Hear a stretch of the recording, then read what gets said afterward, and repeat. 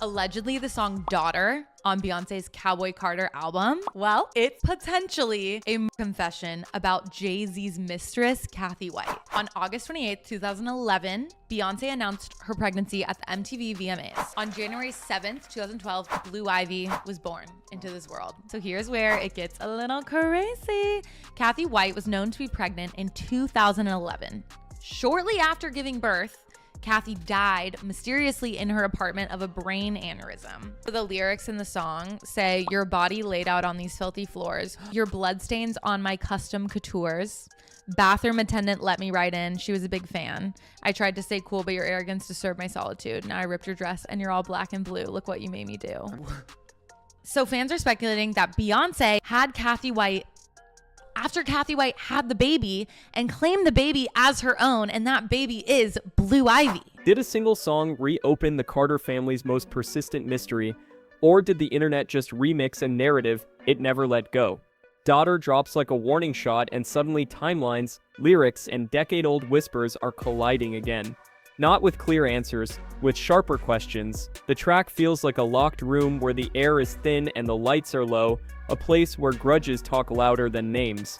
If you came for a simple confession, you won't find it. If you came for clues, there are too many to count and none that sign their full name. Start with the pieces everyone knows.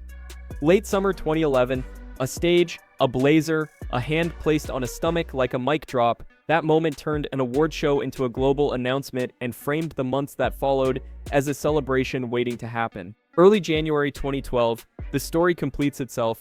A healthy baby, a new chapter, and a father's voice on a track called Glory. That sounds like relief after a long hold of breath. The official narrative is tight and warm.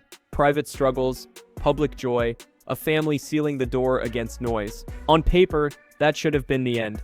But stories about cultural royalty rarely end where the press release says they should. The moment a narrative looks flawless, the crowd becomes a detective.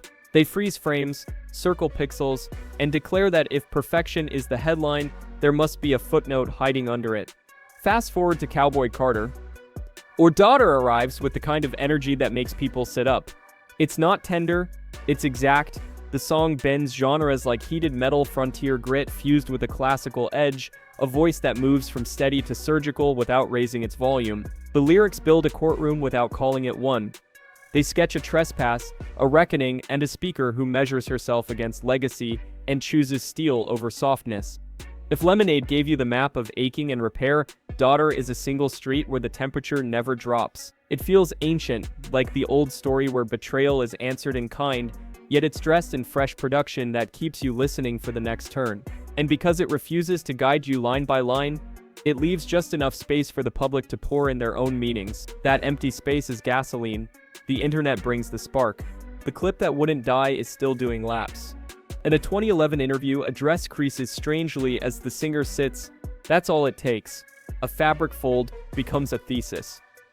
A camera angle becomes a sworn statement in comment sections. The source video floats across timelines with captions that promise proof, and for people primed to suspect stagecraft, the sight is enough to lock in a conclusion they were already halfway to believing. But anyone who has worn structured clothing under studio lights will tell you strange things happen to seams and shadows. What feels like evidence can be a trick of motion and tailoring. The internet, though, isn't a courtroom. It's a collage. One surprising frame can outrun 100 calm explanations, and a looping GIF is faster than context ever will be. That one clip didn't create the theory, but it gave the theory a face people could replay. This is where the whispers attach a name. Online, a story circulates about a young publicist who moved through New York's entertainment lanes. Ambitious, connected, mentioned in blogs that love a sharp headline. Posts claim she had history with a certain mogul and information that would embarrass the powerful. Around the time the world locked onto a pregnancy reveal, the posts say tragedy struck, and because the internet mistrusts perfect timing, it does what it always does. It draws lines between unrelated events and colors them in with certainty. Some creators get darker, some swear a narrative of pressure, secrets, and disappearances. It spreads quickly because it's cinematic. It keeps spreading because it can't be checked cleanly. The most dramatic parts of the rumor live in corners of the web where shock value pays the bills. Outside of those circles, verifiable details are thin. That gap between what can be sourced and what can be implied is exactly where speculation thrives. It's also the space where responsibility matters. You can analyze a lyric without turning it into a confession. You can map a timeline without declaring a verdict. So why does Daughter keep pulling the rumor back into orbit? Because the song is a perfect mirror for projection. The imagery is tactile, floors, fabric, pride, restraint snapping like a thread, and the tone is controlled enough that listeners can pour their own faces into the silhouette. You hear a narrator who has had enough, and you assume you know who stands across from her. You hear a line that sounds like a confrontation in a tiled room, and you decide it must be a specific building on a specific night.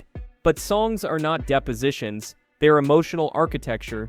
They take private sparks and build bonfires you can feel from far away. That's why certain bars cut deep. That's also why they can't tell you what actually happened in a world outside the beat. The narrator is a dramatic lens, not a sworn witness. The beauty of great music is that it speaks directly to your gut.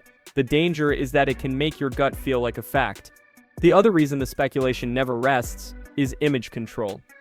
The Carters manage privacy like an art form, announcements are timed, visuals are intentional, and silence is used the way some artists use drum fills. That level of curation protects children, shields grief, and keeps the work at the center of the public conversation.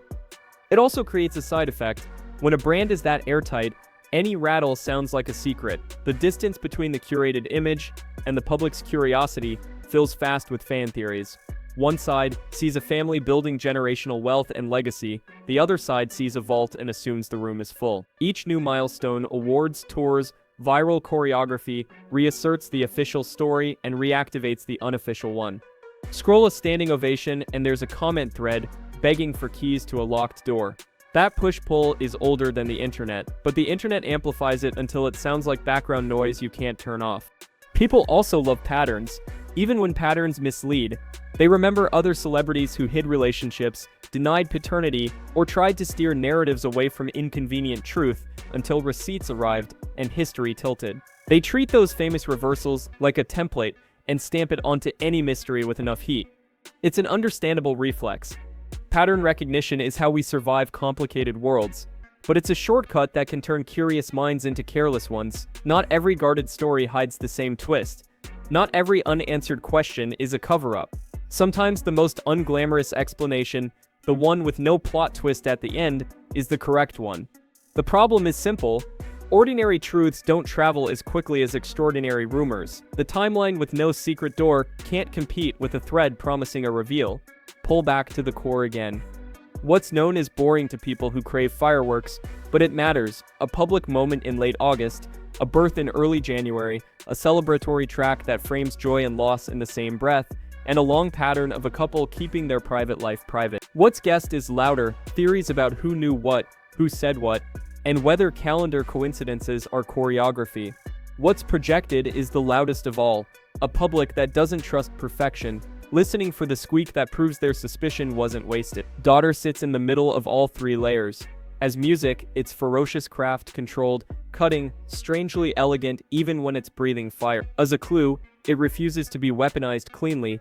It withholds names and dates, allowing you to feel the weight of consequence without handing you an address. That restraint is artistic. It's also why the rumor machine tries to pry the door open. There's another uncomfortable angle. Tragedy creates silence, and silence is a blank page. When a young life ends, the story that might have been told never gets written, and the vacuum attracts guesswork. Some online narratives lean into the darkest possible version and treat the absence of public detail as near proof. It isn't. Responsible storytelling draws a bright line between what's verifiable and what's being said in the feed. When the discourse forgets that line, real people get turned into characters in a thriller, and grief becomes a prop. You can critique power and parse art without dehumanizing the subjects at the center. You can acknowledge long histories of infidelity in music culture and still refuse to flatten specific people into archetypes they didn't consent to play. What then does Daughter actually change?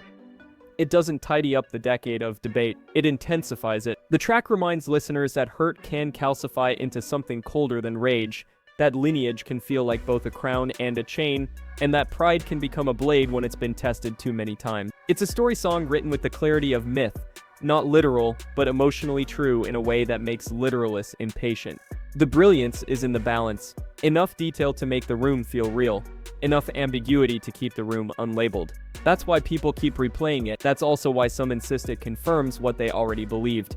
The music supplies the heat. The audience brings the shape. If you strip everything down, you're left with a simple split. Some people trust the version told by those who lived it. Others trust the version the internet crowdsourced.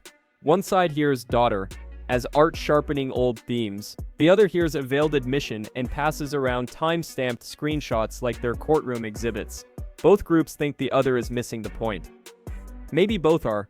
Art like this isn't a puzzle box with a single hidden switch. It's a mirror in a dim hallway. Move a step and the reflection changes. Stand still and you still won't see all of it. Here's the part that keeps the conversation alive even when facts don't budge. Mystery is sticky. Ordinary truth slides off the feed by morning. Unresolved tension lingers for years. A dress fold in a studio light becomes digital folklore. A name mentioned in whispers becomes an anchor for any suspicion that needs somewhere to land.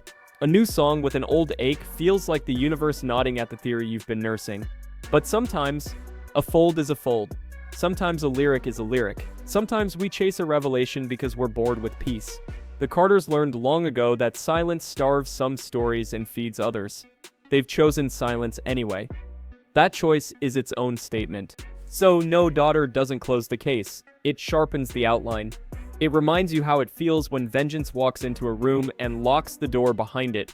It proves again that the artist in question can compress a decade of emotion into 4 minutes that feel like a sealed letter, and it dares you to pick a side between faith and doubt, knowing full well that neither side can win the internet, only extend its attention span. Maybe the truth here is beautifully ordinary and no one will ever accept that. Maybe it's complicated in a way that will never be documented. Maybe the song is the only place it will ever live translated into melody so it can be carried without breaking. If there's a takeaway worth keeping, it's this. Powerful people curate their narratives. Audiences curate their beliefs. Between the two, rumor becomes culture, and culture rewrites memory. You don't have to choose a conspiracy to admit that branding is a fortress. You don't have to swallow the press line to admit that sometimes privacy is just privacy. Daughter thrives in that middle distance, too vivid to be background noise, too guarded to be evidence.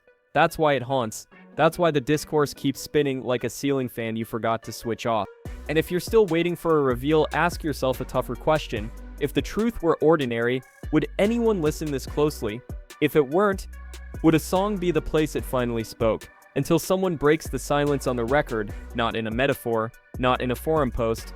The only honest map is the one with two paths. What's known and what's believed. The rest is echo. The rest is appetite. The rest is the internet, doing what it does best, turning a verse into a verdict and a rumor into a religion. Keep your head clear, keep your ears open, and let the music be music, even when it sounds like a secret. Don't forget to subscribe to the channel to not miss any of the other celebrity gossip. Thanks for watching.